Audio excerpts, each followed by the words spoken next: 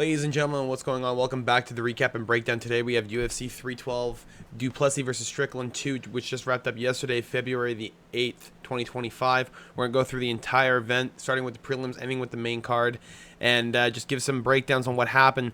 Didn't go our way this week. I believe we got probably less than 50% on the card.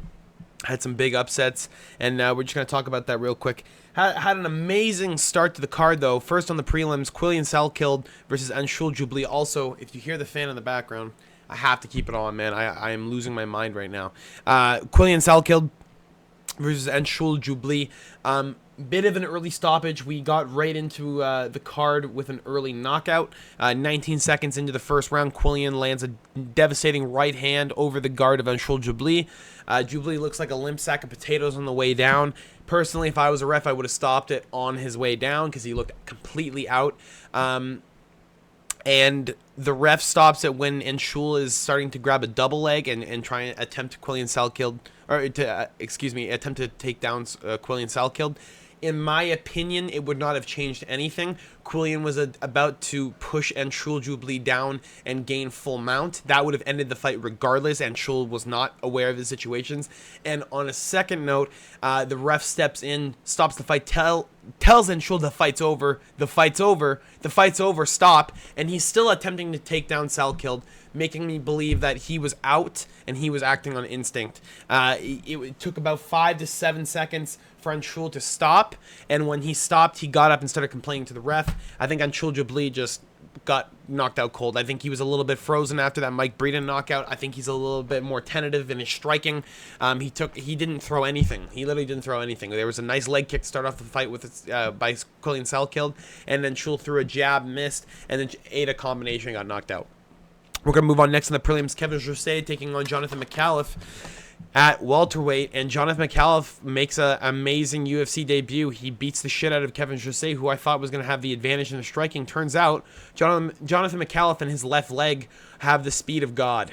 This guy is whipping his left leg like it's nothing, landing devastating high kicks, landing low, and so devastating low that Kevin has to block it low and has to give up the high kick, and he got cracked twice by it. Kevin got rocked, I think, 2 or 3 times in the fight, tried to throw back, didn't have anything. He had nothing. He was a 210 favorite fighting in Auckland, New Zealand. These city kickboxing guys are fucking falling like dominoes, man. Most of these city kickboxing guys, a lot of them have lost their last couple fights. Like, if you look through most of their fighters that are on like consistency, they're losing a lot of fights recently. And Jonathan McAuliffe makes a stunning debut, honestly, from the fight with Muhammad Ali, where he gets clipped and then rotates position, gets a nice rotation, gets choked out. Chokes out Jonathan McAuliffe, I can't even talk right now. Chokes out Muhammad Ali in the first round with 3 minutes. I mean, it's not bad. I thought he looked a little bit poor in that fight. I thought the clinical kickboxing of Kevin Jose was going to be too much for him. Turns out Jonathan McAuliffe is much faster and much more powerful than Kevin Jose is. He just, the shots that were landing from Jonathan had a lot more pop. Kevin looked like he had nothing available, and he kind of looked similar to the Brian Battle fight, where he's getting overwhelmed with pressure even when he's pushing the pressure on the front foot, and the guy on the back foot's able to just clip him up and just almost put him away. We're going to move on next to the prelims. This was the fight of the night. Rong Zhu taking on Cody Steele. These guys are former training partners. And from what I heard and from what a lot of people have told me, Cody Steele was the significant grappler. He was able to get Rong Zhu down inside practice. He was able to maul him in practice. And I believed that this fight was going to go similar. Rong Zhu being 24 years of age, looking like he's 35. He's, got 31 fights under his belt going into this fight. He looked a little bit, lackluster in the testing. Okay, Cody Steele just looked like a really dominating piece. He looked like the next big thing at 155. He looked, again, this is another prospect that just fucking falls apart, dude. Falls apart, and I don't know how to feel about that, because Cody Steele's grappling is high level. We get into a fight with Rong Zhu where you can see he gets a takedown, and excuse me for a second. Rong Zhu reverses the position inside the first round, and Cody never shoots for it again, which is really fucking weird, because after all this talk about beating him in the grappling, why are we not going to the grappling department? Why are we choosing to stand and bang with a guy who we know that we have an advantageous position on the ground with? It makes no sense. Rong Zhu starting to get gassed out inside that second and third round, but he's still swinging against Steele. Steele's still getting clipped really, really bad, gets rocked a couple times inside the fight, and he has nothing back for Rong Zhu. He's winging punches, but Rong Zhu's eating them, man. He looks a lot better inside this fight. Rong Zhu looked like his boxing cleaned up a lot more. Sits as a plus 300 fucking underdog, and he wins it by decision. It was an unbelievable fight. I had an under in this fight, too. Devastating loss, man. When it rains, it pours, but Rong Zhu makes an amazing statement, dude. Like, I talk so much shit about the fucking road to UFC, guys. I really do. I talk a lot of shit. He proved me wrong here. He took down another contender. It's just, maybe it's that Cody Steele's not that good. I truly feel like Cody Steele is that good. And I think Rong Zhu just made a big statement for his career. I think his stock just went way up. We're going to go on next in the prelims. Alexander Topuria versus Colby Thickness. Now, I said Slickness was going to be able to get this done. I truly believed in Colby. I thought his grappling approach would have been very advantageous for him. And then we start the fight off, and Topuria looks exactly like his younger brother. He looks almost identical. His boxing is almost identical, just maybe a little bit less quick and a little bit more sharp. He like clinical. Bro is walking down Colby Thickness. Colby's moving left, right, up, down, fucking moving. Topuria takes his time, makes him comfortable against that octagon line, makes him feel you know, confident against that octagon line that he's not going to throw. And Topuria, like, basically every half a round starts fucking winging and almost knocks Colby out a couple times. Like, he's landing devastating uppercuts, devastating body shots, ripping to the body, nasty whip, like just throwing from the hip. Very fucking perfect boxing. Topuria in his corner just letting him know, hey, you're fucking killing it right now. Let's go. And Volk's in the corner of Colby Thickness drinking his water, thinking like, oh shit, I thought I was fighting for a second. The CTE is fucking setting in. Fantastic win for Topuria. He wins at 30-27. I thought Colby might have won a round, but again, Topuria lands devastating shots. I didn't think that Topuria outlanded him in one of the rounds. The stats had him like outlanding him by like 13 or something, and that didn't seem right. It seemed like Colby was getting out of the way, but again, it didn't really matter. He won 2 of the rounds definitively, and it gave him the win. I mean, Colby I don't think is going anywhere. I think we might get a lower level fight inside the UFC. I believed in this guy a lot, man. I really hope he comes back. I think he's going to come back better than ever. And hopefully we see Colby back soon. But Alexander Topuria, man, this guy's a fucking problem. This guy's a problem. Any of the lower level bantamweights, this dude's knocking them out. He's just got that flow. He's just, dude, he looks unreal. He just, is the way he marches forward with this boxing. Fuck, it's scary. Next on the prelims, we have Kong Wang versus Bruna Brazil. And I had Kong Wang by knockout. I thought Bruna was going to get knocked out for sure. Denise Gomes was able to clip her and drop her and end the fight. Kong just didn't. I feel like she could have really ended it with the leg kicks. The left leg of Bruna Brazil was destroyed. Literally destroyed. She could barely walk. Inside that second half of the round, it looked like Bruna was going to give up with that leg, man. She looked out of it. She looked like she was giving up. She looked like her complete energy was just down. Looked like she was about to just fall apart. And Kong Wang was pushing the pressure, landing really good leg kicks, and then just landing up top every time Bruna tried to stop it down low. Like just fucking, just mauling. Realistically, just mauling. And I thought Bruna Brazil was going to tap and just give in to the leg kicks. She didn't. Tough. Very tough. Even though she's been knocked out by lesser opponents, Denise Gomes, fucking, she had a loss against Ariane Carnelossi, and Carnelossi isn't like, I don't think Carnelossi's that less powerful than Kong Wang, in my opinion. But it is what it is. Or Wong Tong. Apparently that's her actual name, Wong Tong. Very nice. I guess Chinese names just don't convert as properly as they should into English.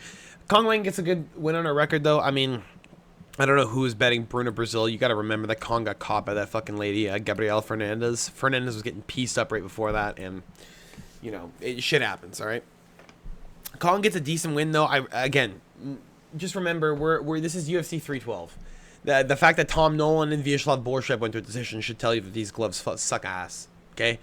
Always bet the overs in these fucking fights, man. Unless you're the heavyweights. Like, always bet decision. Quillian just got lucky. He landed a really nice overhand right, but fuck. These KO props are just absolutely devastating on numbered cards. We have Tom Nolan against Vyacheslav Borshev next on the prelims. I picked Tom Nolan. I thought he's just a little bit more technical than Borshev. Borshev just seems like a wild kickboxer. Again, for multiple-time world kickboxing champion, master record of 18-2, I think, in kickboxing before he took on MMA. He's 8-5-1 now, having a draw against Nadim Sadikov or whatever his name is. And Tom Nolan just fucking mauls him. It's just nasty boxing from Tom Nolan. The kickboxing from Borshev is really beautiful. The body shots are really nice, but Tom Nolan is just overwhelming. Just the overwhelming pressure of this guy is unbelievable. He just has too much.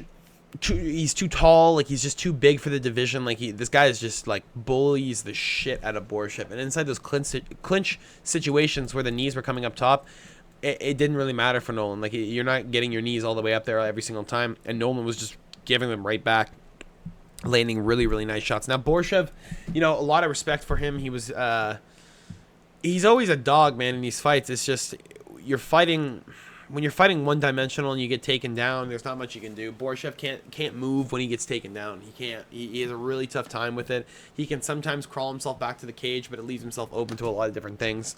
And he just doesn't have that wrestling or that jiu-jitsu background. He just doesn't. He's a striker. He's a brawler. He just. It is what it is, dude. He's a Russian just fucking mauler. That's what realistically that's what he is. He was one of the few guys to knock out Chris Duncan. Mahashante, he knocked James Lion top, took to a split decision. Chase Hooper caught him, but he cracked Chase right before that. He's nasty, man, but Tom Nolan's different. Tom Nolan only got clipped by Nicholas Mota inside that first round, that devastating right cross that just dropped, and then Mota did that fucking weird dance in the camera and ran up on the cage. I mean, I think Tom Nolan's going to make it far. 6'3", 155. Dude, 73 inches of reach. If he continues to work on that wrestling approach too, fuck, no one's taking him down, and you're going to have some problems when it comes to the boxing. We're going to go next in the prelims. The last feature prelim of the evening, Gabriel Santos taking on Jack Jenkins. Now, Jack might have won the first round with the knockdown. Knocked down Gabriel Santos early, and Santos makes a fucking do Bronx type highlight in coming back. He gets knocked down inside that first round. Charles is in his corner, tells him, hey, you gotta go, you gotta work this kid, you gotta take him down, you gotta get him on the ground, because Jack is dude, I was talking about this for weeks. Jack is terrible on the ground. Jack is terrible on the ground. He has no ground game. There is none. Everyone likes Jack Jenkins as a prospect. When he gets to the ground, this guy does not move. He accepts the position and hopes to not get taken down the next round. That is a fucking problem. You can't do that in the UFC. You cannot be one-dimensional like that. It does not work like that anymore. You could have done that 5 years ago in 2020 when we were in the fucking bubble and all those guys were at home training in their fucking houses like a bunch of losers. And now all these couch cushioners that have come off and are actually fucking joining the UFC, like Khalil Roundtree and a bunch of these other fucking guys who were fat shits and were like, I like fighting, I like boxing, I like Muay Thai, let's do this shit. And then you get really good at it and then become the best in the world at it, dude. You have problems. I'm not saying Gabriel Santos is one of those guys, but you can't be a guy like Jack Jenkins where you focus on your kickboxing and if you get taken down, give up the round. You can't give up a round like that, dude. You have a guy in Gabriel Santos who, if he wins that second round, he knows all he has to do is point you out in the third, which, guess what he does? He takes Jack Jenkins down again in that third round and gets a submission when Jack tries to force himself up because Jack puts himself in a shitty fucking spot. You can't leave yourself in that position, man. And Jack trying to force himself up. Oop. Gabriel Santos just grabs the neck. Oh, starts ripping on it, and Jack gets a tap midway. Midway falling down on his ass. Fantastic win for Gabriel Santos. Now, Jack Jenkins, back to the drawing board with that one. Because, yeah, you have to be able to stuff the takedown. So you can't be taken down by Herbert Burns 3 times and expect me to be fucking excited for you to fight Gabriel Santos. Santos is a guy who's just overwhelming pressure, man. He can take it wherever he wants. Arguably could have won the Lerone Murphy fight. Like, David Onama took the fight a little too short after the Lerone Murphy fight. Gets absolutely clipped by Onama, who's a nasty fucking striker. Nasty. Jack Jenkins, man. I love him as a guy. I love watching his interviews and stuff, but fuck. when it comes to fighting, man, you can't be one-dimensional like that. It brings up problems for the future because everyone's going to know your game plan. You're getting taken down the next 3 fights. Good luck. You start working on it because everyone just saw what Santos did to you. And if everyone watches those Herbert Burn fights, you're in fucking trouble. Next on the main card off, the Celtic Kid Matthews against Francisco Prado, and the vet just took Prado down.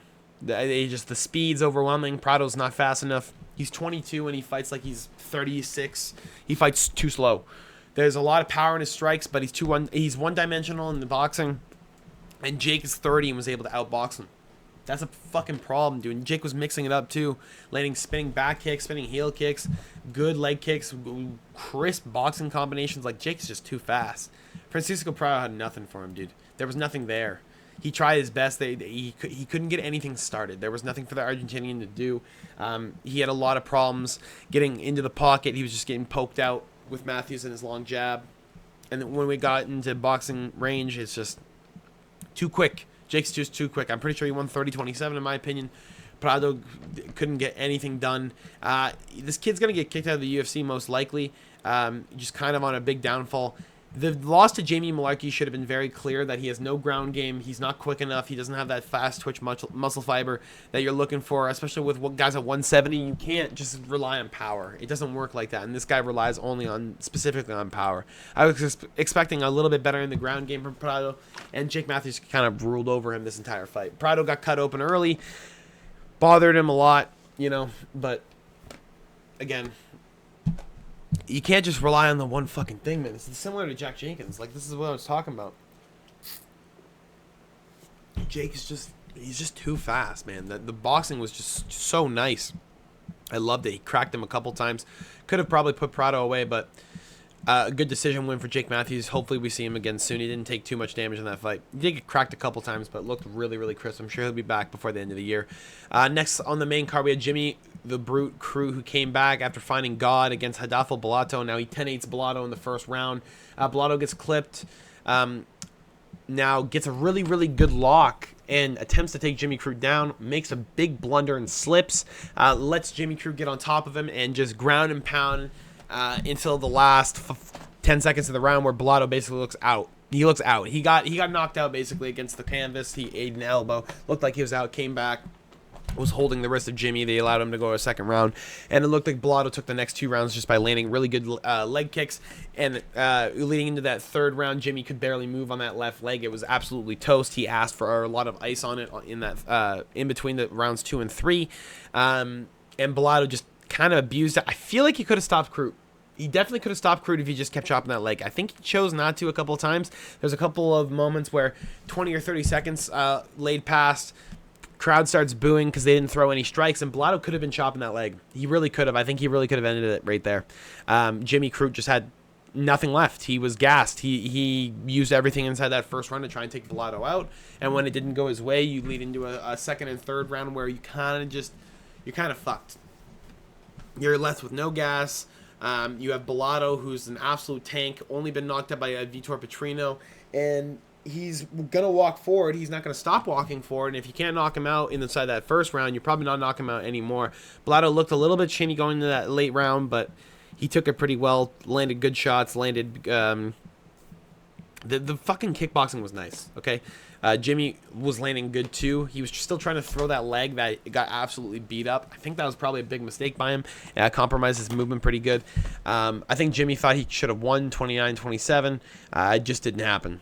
Jimmy Crute and Hadafel Bellato ends in a draw, which I think was the right pick in my opinion, but a lot of people were complaining that Crute should have won. I don't think so. I think it was too close to call. I think a draw makes sense. We're going to go on next on the main event. There's not much to talk about. Talishan Teixeira versus Justin Tafa. I said Justin Tafa was going to beat his ass. I said Teixeira's not as good as everyone thinks he is.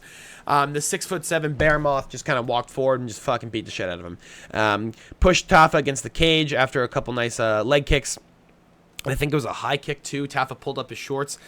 Teixeira just kind of walked forward, pushed him against the cage, and just landed a fucking elbow right on the nose of Tafa. And Tafa went like this, definitely broke his nose, just fell down and held his face and got uppercutted for about 5 or 6 of them. and they stop the fight. Yeah, that's definitely deserved stoppage. Justin Tafa gets up. He's like, why didn't you let me defend it? Bro, he let you defend it. Come on. What are we talking about here? Talisha Teixeira wins the Battle of the Bums. Justin Tafa probably gets kicked out of the UFC. Or they're going to keep him to fight some more bums. Who gives a fuck at this point? I don't really care. These guys are just all terrible. Talisha Teixeira is going to fight a normal heavyweight, and he's going to be like a fucking minus 500 favorite or something. He's going to get taken down. Oh, whoop-de-fucking-do. He's going to get can-checked, whatever. Give him Shamil Gazif. Let's see what happens. I like that fight. Talisha Teixeira versus Shamil Gazif. Next fucking UFC 14 or 314. Let's go. Next on the main card, we have the co-main event of the evening. If you guys did enjoy this, make sure to drop a like and subscribe if you haven't already. We have Weili Zhang versus Tatiana Suarez. I have no idea what people were smoking, and these lines are incorrect. Closing last night, Weili Zhang was a plus 100. She might have opened a minus 150, but she closed a plus 100. Or plus 120. Weili Zhang closed a plus 120. The greatest strawweight of all time closed plus 120. Does that make any sense to anyone? Not to fucking me. Realistically, Tatiana Suarez fights, what, 2 times in 6 years, and she gets favorite? How? How is she a minus 150? Does that make sense to anyone? Don't make fucking sense to me. It doesn't. I don't care how much grappling you have. Can you go 5 rounds? Have you ever gone 5 rounds? No. So how the fuck do we know you're going to go 5 rounds? We don't. We have no idea that this lady's going to go 5 rounds. We have no idea that if she doesn't get the submission, what's going to happen? You think Weili Zhang is going to just give into a submission? You think this lady's terrible? She beat Carla Esparza, Amanda Lemos, Joanna Young-Jacek twice, Jessica Andrade, Yan Xiaonan, who, mind you, grappling and boxing fucking menace, okay? This lady's not even that bad. Tisha Pennington, grappling, again, really decent in the grappling. Likes to get the decisions a lot. And you have a girl in Tatiana Suarez who's fought twice in 6 years. So ring rust is 100% a factor. You don't know what type of cardio she has. She's coming back from incredible health problems. She had cancer she beat. No disrespect. It's just these are problems that probably compromise your system to where you cannot be the best of the best anymore. That is realistic. She had radiation treatment, if I'm not mistaken. These are things that damage your body. These are things that you cannot recover from fully. And when it comes down to the fight game, you have to be able to last 25 minutes if the other person's not going to give in. Can you last 25 minutes? I didn't believe Tatiana Suarez could. And after the first round, it was very clear, no. It wasn't going to happen. Arguably, she lost every single round. I think it was 49-45 or 49-46, whatever it was. She might have got 10-8 in one of those rounds. Suarez looked almost out. She was getting beat up really, really bad on the feet. Getting outboxed really bad. And Weili Zhang is the greatest strawweight of all time. And she proves it last night. She proved it. She wins a long decision. Gets her belt. Maybe looks towards 125. Maybe sees if she can take on and get double champ status. Which is a big possibility, seeing as that she's probably at the end of her career. I'd love to see it. For sure. I mean, fuck yeah, let's move on. Next on we have the main event of the evening. Again, if you haven't, drop a like, subscribe if you haven't already. We have Dricus Stillnox du Plessis versus Sean Tarzan Strickland. Now, I said Strickland was going to win. I thought he was going to win the rematch. I thought he won the first fight. And this is in my naive approach. I thought Strickland was going to change his approach alongside Dricus du Plessis. Turns out Sean Strickland continues to do the teep and 1-2 jab technique, and Dricus just completely changes his approach and starts like jumping off to the side, jumping off up the middle, giving Sean too much to think about, landing really good strikes, breaking Sean's nose in the 4th round, snapping it in 2 places, and just absolutely murdered Sean Strickland. I think Dricus probably won even every single round. Sean just couldn't get started. It looked like 5-0 Dricus, to be completely honest. I mean, I don't know what Sean could do. He could have wrestled. He could have tried any different approach instead of forcing a 1-2 jab the whole fucking fight. That's all he did for 25 minutes. These guys have shared 50 minutes together. Dricus has changed up his approach 3 times, twice inside that first fight where he was trying to get something started against Sean, and then once inside the second fight where Sean's doing a 1-2 jab. He's like, fuck it. I'll just start brawling him from the outside because he's not going to be able to get me. Yeah, it's 100% right. He was landing big combinations and just getting out. He's just landing blitzes, getting out because Sean can't do that. He can't follow. because Sean's trying to block your leg kicks and trying to get in with a 1-2, trying to just land. And when you're moving side to side like that, he can't land anymore, and he wasn't landing shit. He had a big time. Dricus landed probably more than I think I've ever seen Sean get landed on in my life. Sean had worse defense in this fight than every fight I've ever seen him, ever. Fantastic win for Dricus. Shows me up again every single time I bet against this guy. He's fucking won. God damn it, man. Even Derek Brunson had him hurt. I thought Robert Whitaker was going to be able to get him. I thought Sean was going to get him in the first fight. I thought Izzy was going to get him. And now I bet him again. And Dricus loses again. That's the fight game, ladies and gentlemen. That is the fight game. That is all I have for you guys today. That was UFC 312. Hopefully you guys enjoy this. I will see you guys, on Monday or Tuesday for the predictions and breakdowns for UFC Fight Night. Rodriguez versus Cannonier. I will see you guys on Thursday for the betting talk. And if I do a stream this week, I'll see you guys in the middle of the week after work. I think I'm getting a new job this week, hopefully. Hopefully it's a little bit better than the shithole I'm working at right now. I will see you guys all later. Have a great week. I'll talk to you later. Peace.